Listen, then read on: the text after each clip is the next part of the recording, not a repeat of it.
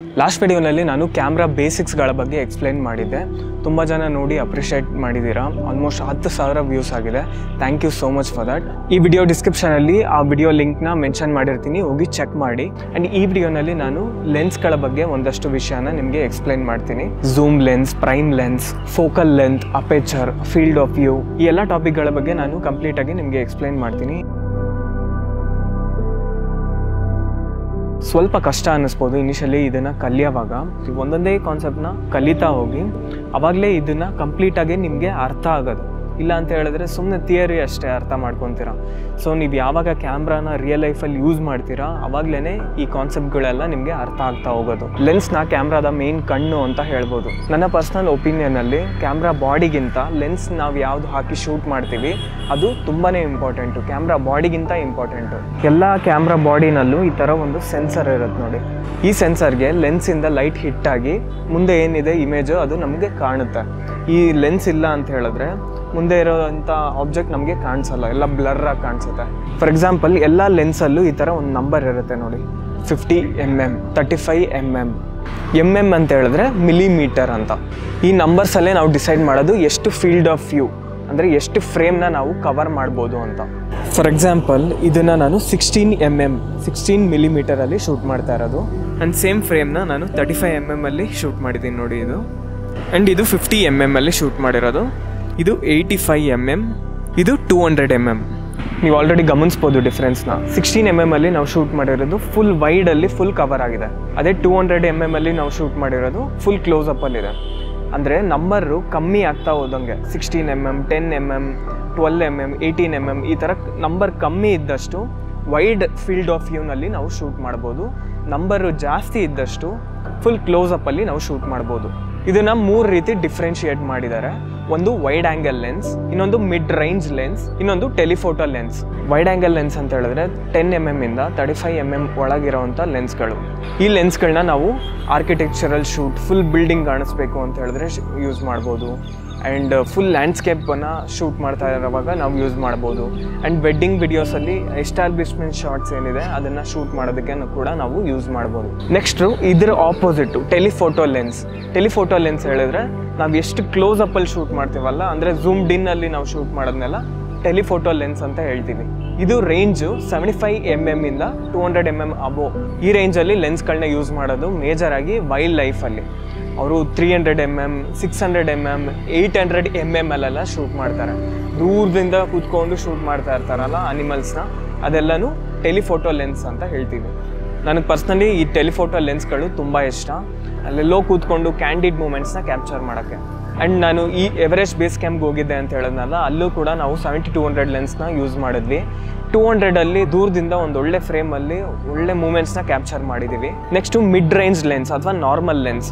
ಈ ರೇಂಜ್ ಬಂದು 35 ಇಂದ 70 mm ಒಳಗಿರೋವಂಥ ಲೆನ್ಸ್ಗಳನ್ನೆಲ್ಲ ನಾವು ಮಿಡ್ ರೇಂಜ್ ಅಥವಾ ನಾರ್ಮಲ್ ಲೆನ್ಸ್ ಅಂತ ಹೇಳ್ತೀವಿ. ಏನಕ್ಕೆ ಇದನ್ನು ನಾರ್ಮಲ್ ಲೆನ್ಸ್ ಅಂತ ಹೇಳ್ತಾರೆ ಅಂದರೆ, ನಾವು ಜನರಲಾಗಿ ಕಣ್ಣಲ್ಲಿ ಏನು ನೋಡ್ತೀವಿ ಆ ರೇಂಜಲ್ಲಿದೆ ಈ ನಂಬರ್. ವೆಡ್ಡಿಂಗ್ ವಿಡಿಯೋಸಲ್ಲಿ ಪೋರ್ಟ್ರೇಟ್ ಶಾರ್ಟ್ಸ್ನ ಶೂಟ್ ಮಾಡೋದಕ್ಕೆ ಯೂಸ್ ಮಾಡ್ತೀವಿ. ಜನರಲ್ ಆಗಿ ಇಂಟರ್ವ್ಯೂ ಶೂಟ್ ಮಾಡುವಾಗ ಈ ಥರ ಒಂದು ರೇಂಜಲ್ಲಿ ಲೆನ್ಸ್ನ ಚೂಸ್ ಮಾಡ್ತೀವಿ. ಆ್ಯಂಡ್ ಈ ಪರ್ಟಿಕ್ಯುಲರ್ ವಿಡಿಯೋನ ನಾನು 24 mm ಅಲ್ಲಿ ಶೂಟ್ ಮಾಡ್ತಾ ಇರೋದು. ಸೊ ದಟ್ ಇದು ನ್ಯಾಚುರಲ್ ಆಗಿ ಫೀಲ್ ಆಗಲಿ ಅಂತ. ಲೆನ್ಸ್ಗಳಲ್ಲಿ 2 ಥರ ಲೆನ್ಸ್ ಬರುತ್ತೆ. ಒಂದು ಝೂಮ್ ಲೆನ್ಸ್, ಇನ್ನೊಂದು ಪ್ರೈಮ್ ಲೆನ್ಸ್. ಈ ಲೆನ್ಸ್ ನೋಡಿ, ಇದು ಝೂಮ್ ಲೆನ್ಸ್. ಈ ಲೆನ್ಸ್ ಫೋಕಲ್ ಲೆಂತ್ ಬಂದು 24-70, ಅಂದರೆ ವೈಡ್ ಆ್ಯಂಗಲಲ್ಲೂ ಸಿಗುತ್ತೆ 24ಅಲ್ಲಿ ಶೂಟ್ ಮಾಡಿದಾಗ, ಆ್ಯಂಡ್ 70 mm ಅಲ್ಲಿ ಶೂಟ್ ಮಾಡಿದಾಗ ಕ್ಲೋಸಪ್ಪಲ್ಲೂ ಸಿಗುತ್ತೆ. ಇದನ್ನು ಸೇಫ್ಟಿ ಲೆನ್ಸ್ ಅಂತ ಹೇಳ್ಬೋದು. ಯಾವ ಲೆನ್ಸು ಇಲ್ವಾ ನಮ್ಮ ಬ್ಯಾಗಲ್ಲಿ, ಈಗ 24-70 ಇದ್ದರೆ ಸಾಕು. ವೈಡ್ ಆ್ಯಂಗಲಲ್ಲೂ ಶೂಟ್ ಮಾಡ್ಬೋದು, ಕ್ಲೋಸಪ್ಪಲ್ಲೂ ಶೂಟ್ ಮಾಡ್ಬೋದು. ಝೂಮ್ ಲೆನ್ಸಲ್ಲಿ 2 ರಿಂಗ್ ಬರುತ್ತೆ. ಒಂದು ಫೋಕಸ್ ರಿಂಗು, ಇನ್ನೊಂದು ಝೂಮ್ ಮಾಡೋಕ್ಕೆ ಝೂಮ್ ರಿಂಗು. ಪ್ರೈಮ್ ಲೆನ್ಸಲ್ಲಿ ಆ ರೀತಿ ಇರೋಲ್ಲ, ಒಂದೇ ರಿಂಗ್ ಬರುತ್ತೆ, ಅದು ಫೋಕಸ್ ರಿಂಗ್ ಮಾತ್ರ. ಪ್ರೈಮ್ ಲೆನ್ಸ್ಗಳು ತುಂಬ ಕಾಸ್ಟ್ಲಿ ಇರುತ್ತೆ ಆ್ಯಂಡ್ ಔಟ್ಪುಟ್ಟು ನೆಕ್ಸ್ಟ್ ಲೆವೆಲಲ್ಲಿ ಬರುತ್ತೆ. ಆಲ್ಮೋಸ್ಟ್ ಎಲ್ಲ ಫಿಲಮಲ್ಲೂ ಯೂಸ್ ಮಾಡೋದು ಪ್ರೈಮ್ ಲೆನ್ಸ್ಗಳನ್ನ. ಏನಕ್ಕೆ ಅಂದರೆ ವಿಡಿಯೋನ ಶೂಟ್ ಮಾಡೋದಕ್ಕೆ ಸ್ಪೆಸಿಫಿಕಲಿ ಪ್ರೈಮ್ ಲೆನ್ಸ್ಗಳನ್ನ ಅವರು ಬಿಲ್ಡ್ ಮಾಡಿರ್ತಾರೆ. ಈ ವಿಡಿಯೋ ನೋಡಿ ಭುವನ್ ಗೌಡ ಅವರು KGF ಸಿನಿಮಾಟೋಗ್ರಾಫರ್ ಏನು ಹೇಳಿದ್ದಾರೆ ಅಂತ. KGF ನಾವು ತುಂಬ ಸೆಟ್ ಹಾಕೊತೀವಿ, ಸೆಟ್ಟಲ್ಲೇ ಕೆಲಸ ಮಾಡ್ತೀವಿ ನಿಂತಿದ್ರಿಂದ ನಾನು ಮಾಸ್ಟರ್ ಪ್ರೈಮ್ ಸೆಲೆಕ್ಟ್ ಮಾಡಿಕೊಂಡೆ. 1.3 ಫುಲ್ ಓಪನಲ್ಲಿ ಮಾಡಿದ್ರೆ ಆಲ್ಮೋಸ್ಟು ನಿಮಗೆ ಬ್ಯಾಕ್ ಡ್ರಾಪ್ ಎಲ್ಲ ಔಟ್ ಆಗುತ್ತೆ. ಸೊ ಯಾವುದು ಡೀಟೇಲಲ್ಲಿ ಇರಲ್ಲ. ಸೊ ಆವಾಗ ನಾವು ಅಂದ್ಕೊಂಡಿದ್ದು ಅಚೀವ್ ಮಾಡ್ಬೋದು. ಅವ್ರು ಹೇಳ್ತಾ ಇರೋದು 1.3 ವರ್ಗೂ ಮಾಸ್ಟರ್ ಪ್ರೈಮ್ ಲೆನ್ಸಲ್ಲಿ ಓಪನ್ ಇಟ್ಕೊಂಡೆ ಅಂತ. ಅಂದರೆ ಅಪೇಚರ್ನ ಅಷ್ಟು ಓಪನ್ ಇಟ್ಕೊಂಡು ಅವರು ಶೂಟ್ ಮಾಡಿದ್ದಾರೆ, ಅದರಿಂದ ವಿಡಿಯೋನಲ್ಲಿ ಡೆಪ್ತ್ ಕ್ರಿಯೇಟ್ ಆಗಿದೆ. ಬಟ್ ಆ ಥರ ಇಟ್ಕೊಂಡು ಶೂಟ್ ಮಾಡಿದಾಗ ಫೋಕಸ್ ಮಾಡೋದು ತುಂಬಾ ಕಷ್ಟ ಆಗುತ್ತೆ. ನೀವು ನೋಡಿರ್ತೀರ KGF ಫಿಲಮಲ್ಲಿ ಅವ್ರು ಹೆಂಗೆ ಸಿನಿಮಾಟೋಗ್ರಫಿನಲ್ಲಿ ಡೆಪ್ತ್ನ ಕ್ರಿಯೇಟ್ ಮಾಡಿ ವಿಜುವಲ್ ಲೆವೆಲ್ನ ಎಲಿವೇಟ್ ಮಾಡಿದ್ದಾರೆ ಅಂತ. ನೆಕ್ಸ್ಟ್ ವಿಷಯ ಬಂದು ಅಪೇಚರ್. ನಾನು ಆಲ್ರೆಡಿ ಕ್ಯಾಮ್ರಾ ಬೇಸಿಕ್ಸ್ನ ಎಕ್ಸ್ಪ್ಲೈನ್ ಮಾಡುವಾಗ ಅಪೇಚರ್ ಬಗ್ಗೆ ಡೀಟೇಲಾಗಿ ಎಕ್ಸ್ಪ್ಲೈನ್ ಮಾಡಿದ್ದೀನಿ. ಅಪೇಚರ್ನ ನಾವು f-stops ಮೆಜರ್ ಮಾಡ್ತೀವಿ. ಎಲ್ಲ ಲೆನ್ಸ್ಗಳಲ್ಲೂ ಈ ಥರ ಅಪೇಚರ್ ಬ್ಲೇಡ್ಸ್ ಇರುತ್ತೆ. ಈ ಬ್ಲೇಡ್ಸ್ ಓಪನ್ ಆದಷ್ಟು ಕ್ಯಾಮ್ರಾಗೆ ಲೈಟ್ ಜಾಸ್ತಿ ಬರುತ್ತೆ, ಕ್ಲೋಸ್ ಆದಷ್ಟು ಲೈಟ್ ಕಮ್ಮಿ ಬರುತ್ತೆ, ಮತ್ತು shallow depth of field create ಮಾಡುತ್ತೆ. ಈ ವಿಡಿಯೋನ ನಾನು 1.4 ಅಪೇಚರಲ್ಲಿ ಶೂಟ್ ಮಾಡ್ತಾ ಇದ್ದೀನಿ. ನೀವು ನೋಡ್ಬೋದು ಬ್ಯಾಕ್ಗ್ರೌಂಡಲ್ಲಿ ಹೇಗೆ ಬ್ಲರ್ ಆಗಿದೆ ಅಂತ. ಇದನ್ನೇ ಭುವನ್ ಗೌಡ ಅವ್ರು ಹೇಳಿದ್ದು, 1.3ನಲ್ಲಿ ಶೂಟ್ ಮಾಡಿದ್ರೆ ಡೆಪ್ತ್ ಕ್ರಿಯೇಟ್ ಆಗ್ತಿದೆ ಅಂತ. ಅದೇ ನಾನು f10ನಲ್ಲಿ ಶೂಟ್ ಮಾಡಿದ್ರೆ ನೀವು ನೋಡ್ಬೋದು ಬ್ಯಾಕ್ಗ್ರೌಂಡ್ ಬ್ಲರ್ ಕಮ್ಮಿ ಇದೆ, ಅಷ್ಟು ಡೆಪ್ತ್ ಇಲ್ಲ ವಿಡಿಯೋನಲ್ಲಿ. ನೀವು ಆದಷ್ಟು f-stops ಕಮ್ಮಿ ಇಟ್ಕೊಂಡು ಶೂಟ್ ಮಾಡಿದ್ರೆ ಬ್ಯಾಕ್ಗ್ರೌಂಡ್ ಬ್ಲರ್ ಜಾಸ್ತಿ ಆಗುತ್ತೆ, ಅದರಿಂದ ಸಿನಿಮ್ಯಾಟಿಕ್ ಲುಕ್ ಕ್ರಿಯೇಟ್ ಆಗುತ್ತೆ. ಮಾರ್ಕೆಟಲ್ಲಿ ತುಂಬಾ ಲೆನ್ಸ್ಗಳಿದೆ, ನಮಗೆ ಕನ್ಫ್ಯೂಸ್ ಆಗೋಗುತ್ತೆ ಯಾವ ಲೆನ್ಸ್ನ ಬೈ ಮಾಡೋದು ಅಂತ. ಫಾರ್ ಎಕ್ಸಾಂಪಲ್ ಇದು ನೋಡಿ 50mm 1.8 ನೋಡಿ 19,000 ಇದೆ. ಅದೇ ಥರ 50mm ಲೆನ್ಸ್ 1.4 ತೊಗೊತೀರಾ ಅಂದರೆ ಆಲ್ಮೋಸ್ಟ್ 1,32,000 ಇದೆ. ಬಟ್ ಚೇಂಜ್ ಇರೋದು ಅಂದರೆ f-stops ಕಮ್ಮಿ ಆದಷ್ಟು ಪ್ರೈಸ್ ಜಾಸ್ತಿ ಆಗುತ್ತೆ. Next stabilisation. ನೀವು ಹ್ಯಾಂಡ್ ಹೆಲ್ಡಲ್ಲಿ ಶೂಟ್ ಮಾಡ್ತಾ ಇರ್ತೀರಾ ಅಂದ್ಕೊಳ್ಳಿ. ಫಾರ್ ಎಕ್ಸಾಂಪಲ್ ನಾನು ಸ್ಟೆಬಿಲೈಸೇಷನ್ ಆಫ್ ಮಾಡಿ ಶೂಟ್ ಮಾಡ್ತೀನಿ. ನೀವು ನೋಡ್ಬೋದು ಸ್ವಲ್ಪ ಶೇಕಿ ಇದೆ. ಅದೇ ನಾನು ಸ್ಟೆಬಿಲೈಸೇಷನ್ ಆನ್ ಮಾಡ್ಕೊತೀನಿ ನೋಡಿ, ಫುಲ್ ಸ್ಟೇಬಲ್ ಆಗಿದೆ. ಬಟ್ ಇವಾಗ ಟೆಕ್ನಾಲಜಿ ಹೆಂಗಾಗಿದೆ ಅಂದರೆ ಕ್ಯಾಮ್ರಾ ಬಾಡಿನಲ್ಲೇ ನೀವು ಯಾವ ಕ್ಯಾಮ್ರಾ ಇಸ್ಕೊತಾ ಇದ್ದೀರೋ ಆ ಕ್ಯಾಮ್ರಾ ಬಾಡಿನಲ್ಲೇ ಸ್ಟೆಬಿಲೈಸೇಷನ್ ಇರುತ್ತೆ, ಲೆನ್ಸಲ್ಲಿ ಇರೋಲ್ಲ. ಸೊ ಕ್ಯಾಮ್ರಾನ ಬೈ ಮಾಡೋವಾಗಲೇ ನೀವು ಒಳ್ಳೆ ಸ್ಟೆಬಿಲೈಸೇಷನ್ ಇರೋವಂಥ ಕ್ಯಾಮ್ರಾನ ನೀವು ತೊಗೊಬೋದು. ಎಲ್ಲ ಲೆನ್ಸ್ಗಳಲ್ಲೂ auto focus and manual focus ಅಂತ 2 ಆಪ್ಷನ್ ಇರುತ್ತೆ. ಇದು ಸೋನಿ ಲೆನ್ಸ್ G Master, ಇದರಲ್ಲಿ ಇನ್ಬಿಲ್ಟ್ ಆಟೋ ಫೋಕಸ್ ಇದೆ. ಆ್ಯಂಡ್ ಇದರಲ್ಲಿ ನಾವು ಮ್ಯಾನ್ಯಲಿ ಫೋಕಸ್ ಮಾಡೋವಂಥ ಅವಶ್ಯಕತೆ ಇರಲ್ಲ. ಸ್ಕ್ರೀನ್ ಮೇಲೆ ಟ್ಯಾಪ್ ಮಾಡಿದ್ರೆ ಸಾಕು ಆಟೋ ಫೋಕಸ್ ವರ್ಕ್ ಆಗುತ್ತೆ. ಬಟ್ ಈ ಲೆನ್ಸ್ ನೋಡಿ, ಇದು 7 Artisans ಅಂತ ಒಂದು ಕಂಪ್ನಿ. ಈ ಲೆನ್ಸಲ್ಲಿ ಆಟೋ ಫೋಕಸ್ ಇಲ್ಲ, ಇದರಲ್ಲಿ ಜಸ್ಟ್ ಮ್ಯಾನ್ಯಲ್ ಫೋಕಸ್ ಮಾತ್ರ ಇರೋದು. ಸೊ ಎವ್ರಿ ಟೈಮ್ ನಾವು ಶೂಟ್ ಮಾಡುವಾಗ ಮ್ಯಾನ್ಯಲಿ ಫೋಕಸ್ ಮಾಡಬೇಕು.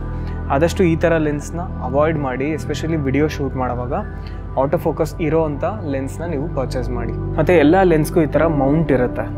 ಇದು ಸೋನಿ ಈ ಮೌಂಟ್. ಸೊ ಈ ಮೌಂಟ್ಗೆ ಯಾವ್ದು ಸೆಟ್ ಆಗುತ್ತೋ ಅದೇ ಲೆನ್ಸ್ನ ನಾವು ಹಾಕಬೇಕು. EF, RF, EFS ಈ ಥರ ಎಲ್ಲ ಕಂಪ್ನಿಗೂ ಅವ್ರದ್ದೇ ಆದಂಥ ಒಂದೊಂದು ಮೌಂಟ್ ಇರುತ್ತೆ. ಆ ಮೌಂಟ್ಗೆ ಸೂಟ್ ಆಗೋವಂಥ ಲೆನ್ಸ್ ಮಾತ್ರ ನಾವು ಹಾಕೋಕ್ಕಾಗೋದು. ಇಲ್ಲ ಅಂತ ಹೇಳಿದ್ರೆ ಅದು ಯೂಸ್ ಮಾಡೋಕ್ಕೆ ಆಗಲ್ಲ. ನೀವು ಯೂಸ್ ಮಾಡಲೇಬೇಕು ಅಂದರೆ ಎಕ್ಸ್ಟರ್ನಲ್ ಅಡ್ಯಾಪ್ಟರ್ ಸಿಗುತ್ತೆ. ಅಡ್ಯಾಪ್ಟರ್ ಮುಖಾಂತರ ನೀವು ಸೋನಿಗೆ ಕ್ಯಾನನ್ ಲೆನ್ಸ್ ಹಾಕ್ಬೋದು, ಕ್ಯಾನನ್ಗೆ ಸೋನಿ ಲೆನ್ಸ್ ಹಾಕ್ಬೋದು. ಸೊ ಲೆನ್ಸ್ನ ಬೈ ಮಾಡುವಾಗ ನೀವು ಯಾವ ಮೌಂಟ್ ನಿಮ್ಮ ಕ್ಯಾಮ್ರಾ ಸಪೋರ್ಟ್ ಮಾಡುತ್ತೆ ಅಂತ ತಿಳ್ಕೊಂಡು ನೀವು ಬೈ ಮಾಡ್ಬೋದು. ಮತ್ತು ಎಲ್ಲ ಲೆನ್ಸ್ಗೂ ಈ ಥರ ಹುಡ್ ಕೊಟ್ಟಿರ್ತಾರೆ. ಇದನ್ನು ಸನ್ಲೈಟ್ನ ಕಟ್ ಮಾಡೋದಕ್ಕೆ ಯೂಸ್ ಮಾಡ್ತೀವಿ. ಇದನ್ನು ನೋಡಿರ್ತೀರ, ಲೆನ್ಸ್ ಮುಂದ್ಗಡೆ ಹಾಕ್ಬೋದು. ಇದನ್ನು ಔಟ್ಡೋರಲ್ಲಿ ಶೂಟ್ ಮಾಡುವಾಗ ಸನ್ ಗ್ಲೇರ್ ಬರುತ್ತಲ್ಲ, ಅಥವಾ ಇಂಡೋರಲ್ಲಿ ಎಕ್ಸ್ಟರ್ನಲ್ ಲೈಟ್ನ ಉಪಯೋಗಿಸ್ಕೊಂಡು ಶೂಟ್ ಮಾಡುವಾಗ ಲೈಟ್ ಗ್ಲೇರ್ ಬರುತ್ತೆ. ಸೊ ಅದನ್ನು ಅವಾಯ್ಡ್ ಮಾಡಬೇಕಂದ್ರೆ ಈ ಥರ ಹುಡ್ ಹಾಕಿ ಶೂಟ್ ಮಾಡಬೇಕು.